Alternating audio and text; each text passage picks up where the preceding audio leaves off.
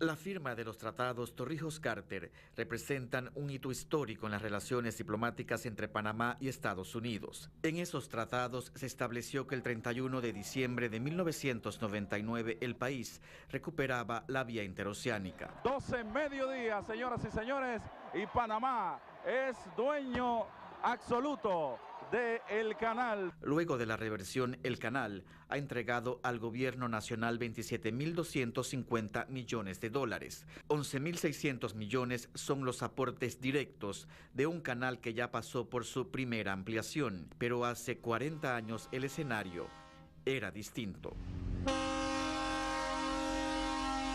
El 18 de noviembre de 1903, 15 días después de nuestra separación de Colombia, el francés Philippe Bunau-Varilla firmó a nombre de Panamá la Convención del Canal Ístmico, conocida como el Tratado Hay-Bunau-Varilla. Ese tratado le permitía a Estados Unidos dominar una franja de 10 kilómetros de ancho sobre la que pasaría la vía acuática y que ellos llamaron la zona del canal. El Estado panameño, a los pocos meses de firmado el tratado y ratificado Bunau-Varilla Hay, que fue ratificado el 3 de diciembre de 1903, comienza a pedir una revisión. En 1905 el presidente Amador Guerrero envía a Belisario Porras a mover esta revisión que él no lo logra. Las negociaciones se iniciaron en 1964, nada más para poner esto en perspectiva. Después de los acontecimientos del 9 de enero. Todavía estaba en el poder el presidente patriota Roberto F. Chiari, y él designó a un adversario político, Miguel J. Moreno, para pedir la revisión del tratado. El 11 de octubre de 1968, un golpe de Estado derroca al presidente Arnulfo Arias Madrid. En ese momento, Omar Torrijos Herrera llega al poder. El militar aprovecha que en la mente de los panameños estaban frescos los recuerdos del 9 de enero de 1964 y se prepara para iniciar negociaciones para un nuevo tratado. La primera fase fue un grupo especial de trabajo, una especie de comisión sobre el tema de la relación de Estados Unidos con motivo de la zona del canal y el canal, que estuvo formada por Juan Antonio Tac, Rómulo Escobar Betancourt, estuvo Aristide Royo, estuvo Nicolás González Revilla y Arturo Sucre y yo. De allí sale el equipo de la negociación directa para el Tratado del Canal.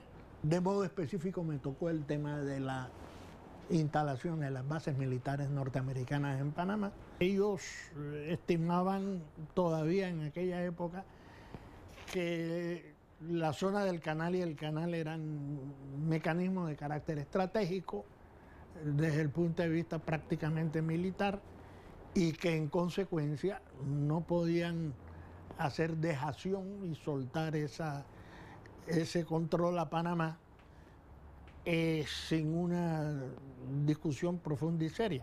Tuvimos mucha suerte, porque llegó a la presidencia de Estados Unidos el presidente Carter, y su gol a nivel mundial eran los derechos humanos y los derechos civiles.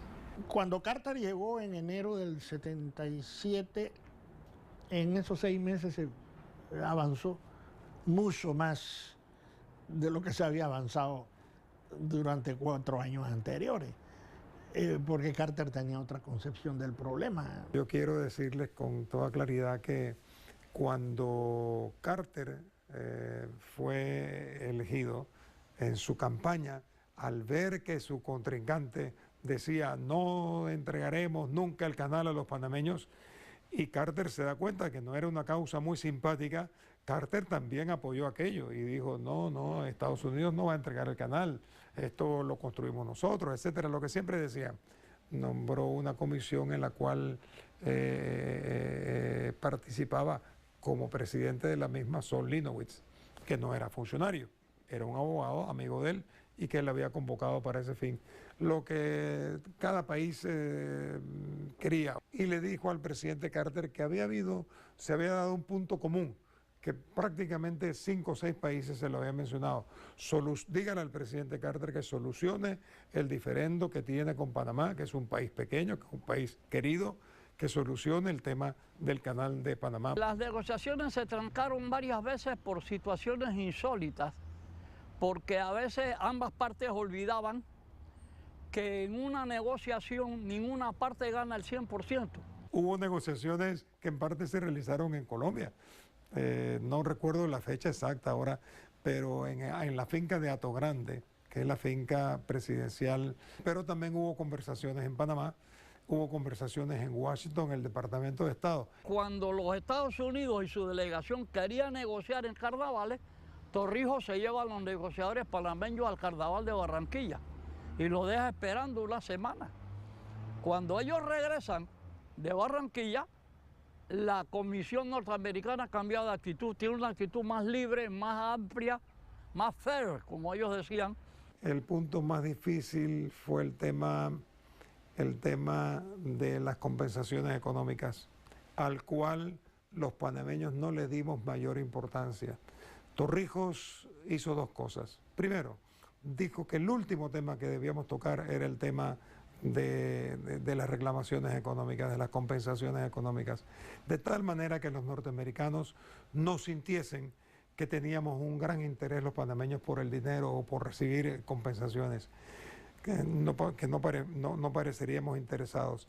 Y en segundo lugar, Omar Torrijos hizo otra cosa, que renunciáramos los panameños a los 1.930.000 balboas que desde el Tratado de 1955, el conocido como Ramón Eisenhower, se había ratificado en Panamá. La oposición encabezada por el doctor Arnulfo Arias decía, pero ¿cómo ustedes van a entregarle la zona del canal a un dictador militar que ha eliminado los partidos políticos, que ha eliminado los periódicos?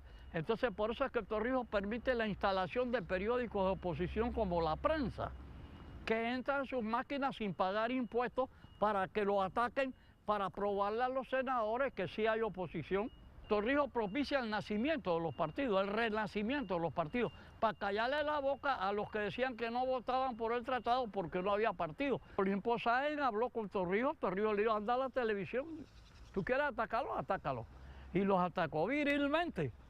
Y hubo también publicaciones en contra, análisis. El doctor Carlos Iván Zúñiga dijo que eso era una trampa, que ese era un tratado tramposo, que era la perpetuidad disimulada con la cosa del tratado de neutralidad. En Estados Unidos hubo muchos grupos que se oponían. Sin embargo, el presidente Carter logró organizar a muchos grupos progresistas, empresarios que trabajan en América Latina, las iglesias, grupos civiles, cantidad de otras organizaciones que sí se mostraron a favor de las negociaciones y a favor del tratado. Tuvimos suerte, ¿no?, de tener a un hombre como el presidente Carter que arriesgó mucho de su capital político por hacer algo que él consideraba que en el fondo era bueno para Estados Unidos y era bueno para Panamá.